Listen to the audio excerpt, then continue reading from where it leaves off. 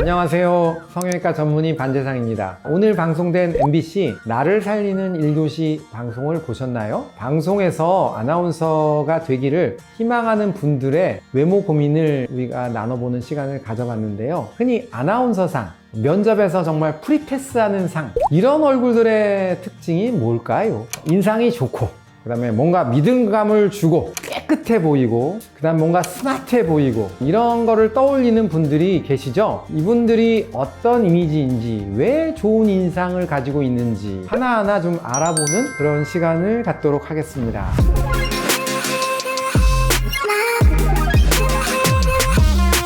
첫 번째는 아무래도 피부가 좋아야 됩니다. 피부가 뭐 까만 사람도 있고 물론 하얀 사람도 있는데, 기왕이면은 잡티나 이런 게 없고 모공도 너무 넓은 그런 피부보다는요, 좀 더 깨끗한 피부를 가진 사람들이라고 보시면 좋을 것 같고요. 피부가 예쁘면은 다른 것들이 가려진다는 그런 말이 있지 않습니까? 탄력이 있고 잡티가 없는 그런 피부가 중요하고요. 화장으로도 어느 정도 커버가 되는 정도가 중요합니다. 그래서 화장으로 커버가 안 되는 정도의 그런 피부를 가지신 분들은 요즘같이 정말 TV가 정말 그냥 모공도 다 보여주는 그런 TV에서는 아나운서로는 조금 곤란한 그런 피부겠죠. 그래서 피부 관리를 정말 잘 하시는 게 중요하고요. 피부 관리를 잘하기 위해서는 몇 가지 중요한 요소가 있는데요. 너무 많은 스트레스 받지 않는 거, 그 다음에 인스턴트 음식보다는 영양이 골고루 갖춰진 그런 음식들 잘 드시는 거 굉장히 중요하고요. 흡연도 가능한 한 하지 않는 게 좋겠죠. 그리고 어디 갔다 와서 얼굴을 잘 닦으셔야 되고요. 그리고 나서 그 상태에서 보습을 항상 꼼꼼히, 그러니까 피부를 잘 관리하시기 위해서는 굉장히 본인이 부지런하셔야 됩니다. 그래도 안 된다, 이제 그러면은 의술의 도움을 받아야겠죠, 당연히. 그래서 요즘에 피부에 좋은 여러 가지 치료들이 많습니다. 스킨 부스터를 이용하는 방법이 가장 좋은데요. 리쥬란이나 주베룩 같은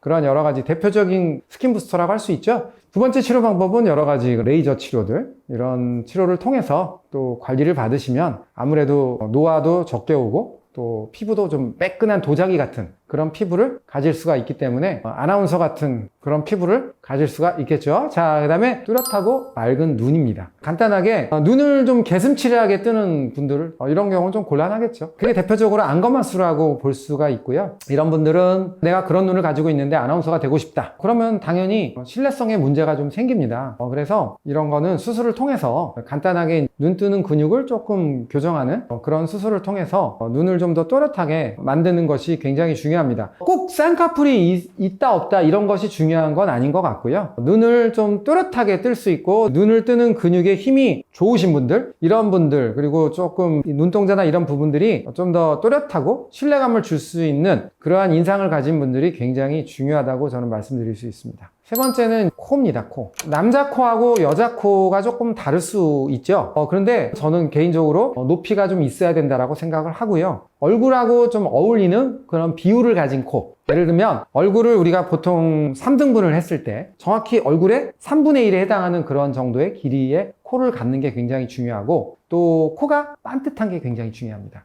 약간 휜 코라든가 어릴 때 다쳐가지고 코가 모양이 변형됐다든가 이런 경우에는 아나운서 이미지에는 좀 맞지 않다고 저는 생각을 하고요. 그런 분들은 좀 교정을 하시는 게 좋습니다. 간단하게는 필러로 교정을 할 수도 있지만, 아무래도 본인이 반듯하고 좋은 인상을 갖고 싶다, 이렇다면은 수술을 받으시는 게 좋습니다. 그 다음에 마지막으로 저는 생각하는 게 턱끝입니다. 턱끝. 너무 짧거나 그 다음에 너무 길거나 그리고 너무 작거나 이러면은 조금은 정돈된 인상을 갖기가 쉽지 않습니다. 아무래도 신뢰감을 주기가 어렵고요. 우유부단하고 조금 어수룩한 그런 이미지를 주게 되죠. 그렇기 때문에 이런 분들은 간단하게 필러를 통해서 교정을 한다던가 보형물을 넣어서 교정을 한다던가 무턱 부분을 조금 앞으로 뺀다던가 하는 그런 수술을 통해서 조금 교정을 하시는 것이 저는 좋다고 생각합니다.